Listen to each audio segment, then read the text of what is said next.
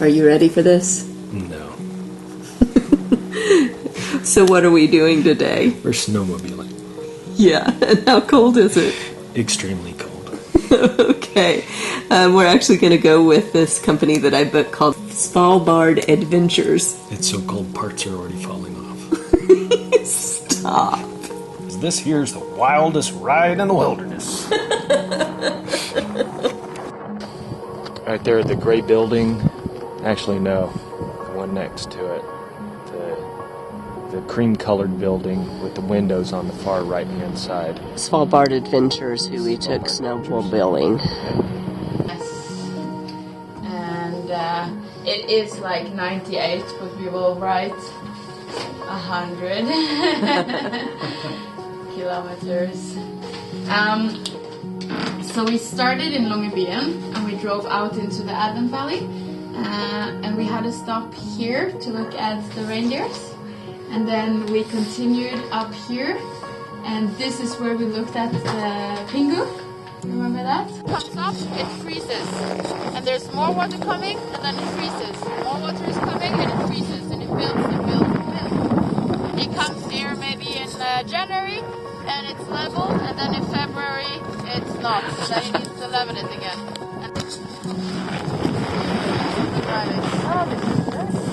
In Florida. For the continuing now, we are going to speed up a little bit. We're going to go about 45 kilometers per hour, so a bit faster than we were going. And I can see that we had some really big gaps between the snowmobiles. And always, when we combine that with higher speed, the gaps are going to be bigger. You are doing great. You are trying to get the distance. For those of you driving behind there, you had about 15-20 meters in between the snowmobiles. Tried to keep it smaller. And you, mister, you had at least 30 or more. So you need to keep. And we followed this valley here. This is when we had our first 45-minute drive. And we went all the way up here. So this is a little mountain ridge. That is where we had our stop, and we could see the whole view of Sassen and Tempefjorden, which is up here. 30 minutes to cross the valley.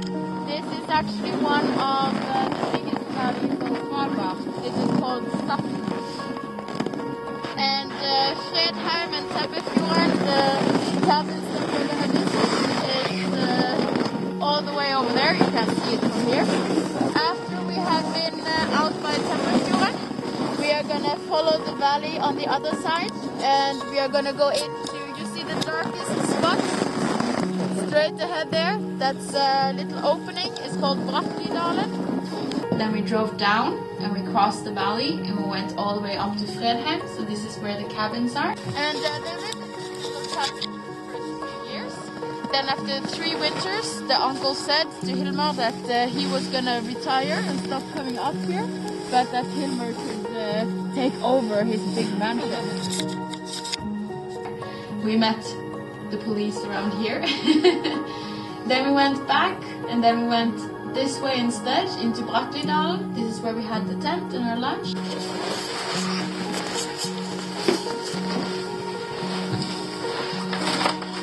We're in a teepee.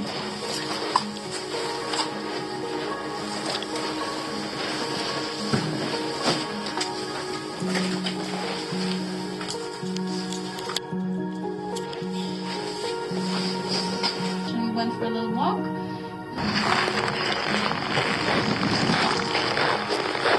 And then we crossed the valley again and we went into the big waterfall here where we had a stop. Then we did our number 2 45-minute drive and we had to stop by the Iron Beds, which is just here.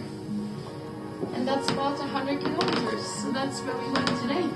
Doesn't look like much on the map, but it is 100 kilometers. And we almost made it in time. We were about 15 minutes late.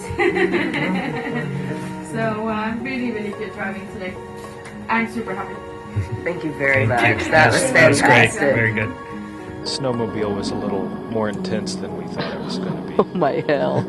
It was a 8-hour workout just trying to hold on to that thing. I was sure on some of those bumps it was going to bounce off and both of my arms were going to break off at the shoulders.